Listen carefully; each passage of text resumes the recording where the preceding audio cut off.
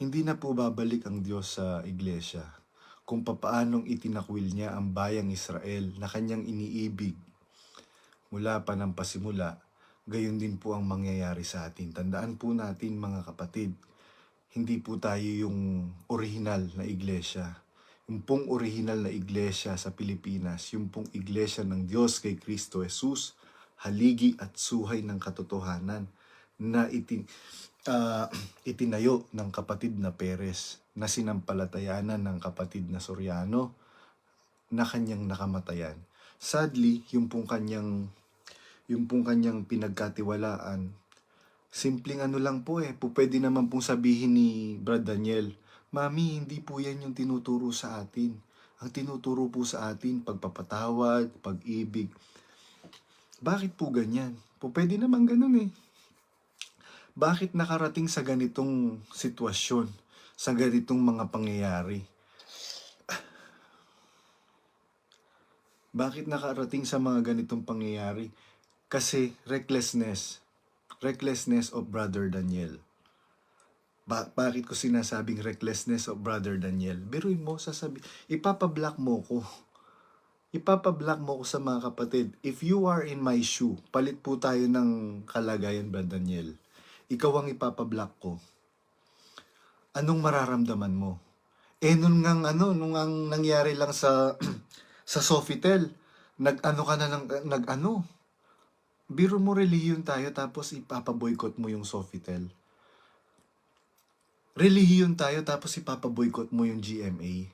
Yung laban mo sa GMA, laban mo lang yun Pero como ginagalang ka namin bilang leader namin, sinusuportahan ka namin. Kaya lang, ipaglaban mo naman kami. Inapi nga kami ng nanay mo Inapi nga kami ng mga magulang mo Masakit pong tanggapin yung masakit malaman yung totoo. Pero yung katotohanan, mga kapatid, yun yung magpapalaya sa atin.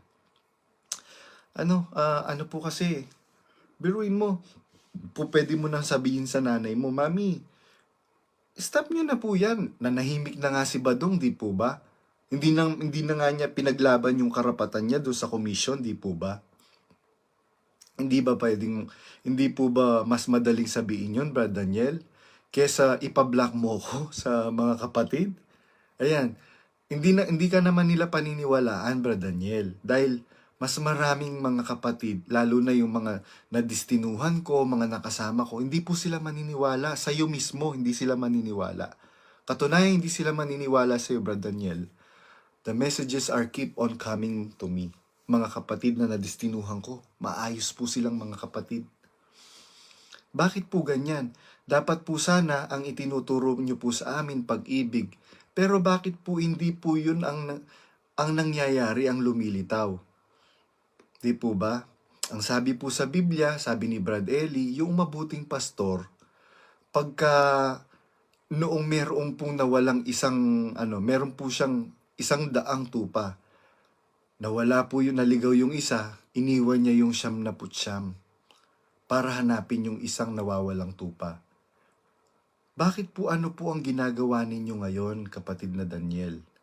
Ganun na lang po ba kadali para sa inyo na itapon ang kaligtasan ng mga sumasampalataya sa iglesia na gumugol ng dekadang taon ng kanilang buhay sa paglilingkod sa Diyos?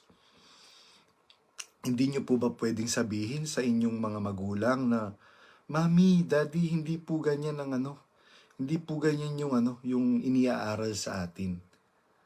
Mas madali po yun, di po ba? Pero bakit po ginawa po ninyong ipablock ako?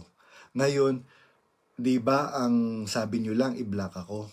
Bakit kung ano-anong nakakarating na kesyo naninira daw? Nagsasalita daw ako ng laban sa aral, wala daw po akong utang na loob. Kung meron pong walang utang na loob, Brad Daniel, kayo po yun. Pinaglingkuran ko po yung pamilya po ninyo nang wala po akong sahod. For your information, Brad Daniel, wala po akong sahod.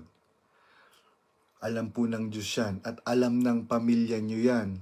Tanungin nyo si Ate Lisel.